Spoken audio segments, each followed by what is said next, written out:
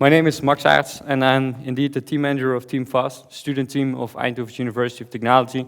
And I would like to start with a question. Who is driving a car powered by fossil fuels? Can I see some hands? Okay, whoa. This is bad, people, come on. We know there are alternatives. This is an Energy Now Congress. I would have expected better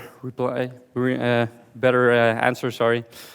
But I cannot blame you for anything, because I do exactly the same. And it's not strange that we do this, because current technologies like hydrogen or battery technology, not really good enough. I mean, when I want to drive this car, I can only fuel it up in 2 stations in the Netherlands, so it's going to be difficult.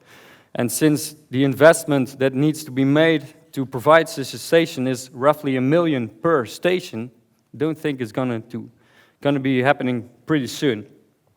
What you try to do in this car is compress hydrogen at 700 bar of pressure in a pressure valve in your car. And since hydrogen is the smallest molecule in the world, it can even leak through metal. So I don't think this is the perfect solution. Okay, it's possible, it can be done safe, but I think it can be done better. When I drive an electric car, it's very efficient, but I have to take into account that I have to stop quite some time, from time to time, to charge the car. And when I want to drive a long trip, for instance, on a holiday to southern France, well, it's not an ideal situation, but also possible. Wouldn't it be nice, wouldn't it just be nice if we could keep on doing what we're doing right now? Just fill your car up with a fuel, with a liquid, like we used to, pretty quickly, and means that we can also keep the current infrastructure, which makes the implementation quite easy, therefore cheap, and goes quicker. That's what we want, and then we can go towards sustainable society quite quickly. So a car in which you could drive electric in a sustainable way and still fuel it with a liquid. If I would sell such a car today, who would be interested? Can I see some hands again? Look, nice. Well, we got it. Sold. Now, this is our first prototype. We started during an honors program, and we were looking for a way to store energy. You get these windmills and solar panels, but somehow you need to wrap it in something to get it in your car and able to move. So you need to wrap it in something. And we made this prototype, and it drives on formic acid. It's basically a hydrogen carrier in which you store the hydrogen at the atmospheric pressure with twice the energy density. And fuel your car like this, well, would be amazing.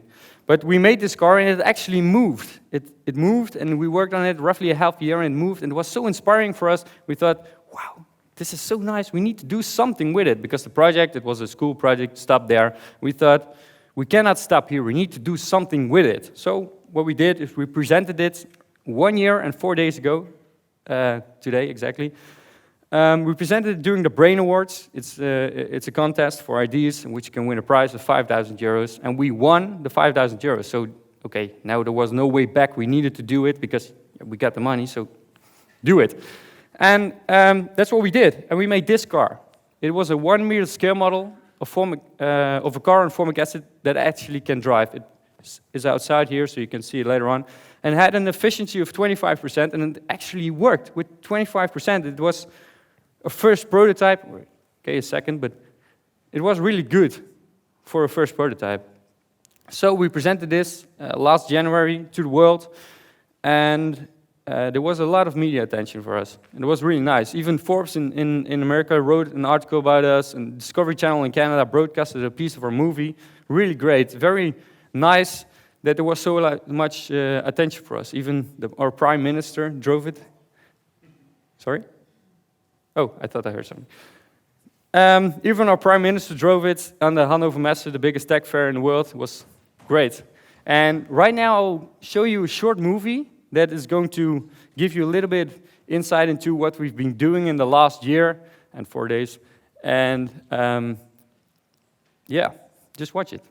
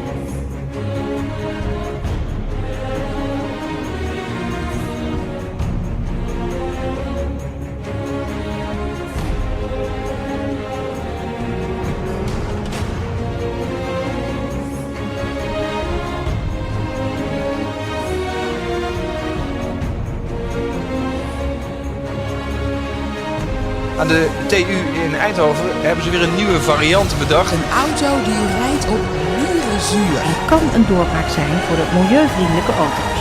Het eerder studententeam van de Technische Universiteit Eindhoven een schaalmodel van 1 meter lang. Een revolutionaire vinding van een student. Het volgende doel is om aan het eind van dit jaar een bus op deze brandstof te laten rijden. Nu een 1 meter auto maken en dan moeten ze nog experimenteren. Dit duurt zeker 5 tot 10 jaar voordat dat komt. De schaal is belangrijk, hè?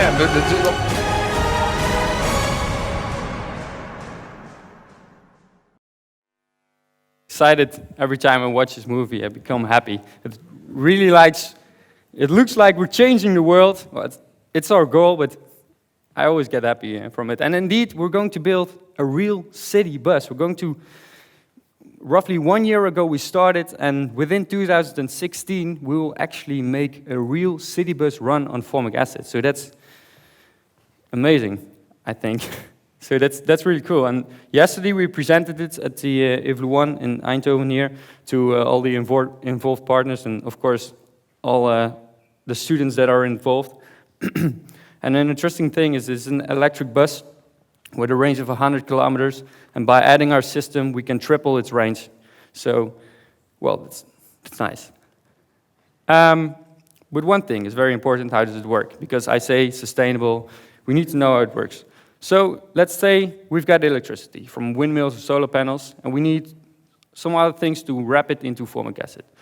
Carbon dioxide, you can get it from the sky, but as you all probably know, there's just 0.04% in the sky, so it's not really efficient. You need to process a lot of air in order to get a little bit of carbon dioxide. So we could also use it from a waste source, for instance, from biogas production, in which carbon dioxide is a waste source. We can use it, so we can get the CO2. And then we need another thing, it's water.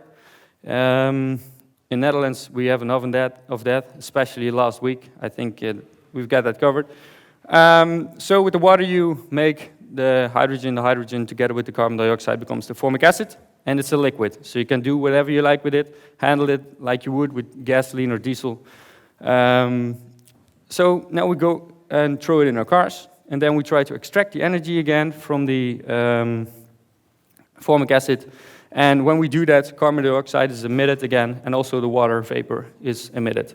So as you can see, we just use the carbon dioxide and the water temporary to get the electricity or the power from A to B. And in this way, it has no impact in the environment whatsoever. And you can drive electric in a sustainable way and fuel your car with a liquid. So that's what we're doing right now, and I wanted to give you a little bit of insight into what I've learned. I learned a lot during this year in the project, but two things that I found very interesting is faith is half you need. Because we started this project, and I can tell you we just knew 1% of the entire thing that we needed to know in order to make such a decision to actually build such a car or vehicle. And we just believed. We believed that we could do it. So if you have faith, the only thing left to do is just do it. Just do it. If you believe you can do it, make it happen. So that's one thing I learned. We believed, even though we didn't really know if it's going to work, but if it doesn't work, still you learned a lot, because every failure you made is a lesson learned. So there's no way of doing it actually wrong. And another thing is, don't do it alone, do it together. Your idea can be as bright and as perfect as anything, but you cannot do it alone. You might be super smart, but you don't know everything. And there's an expert on every field. Combine as people share your ideas, and together we can make it happen. Thank you.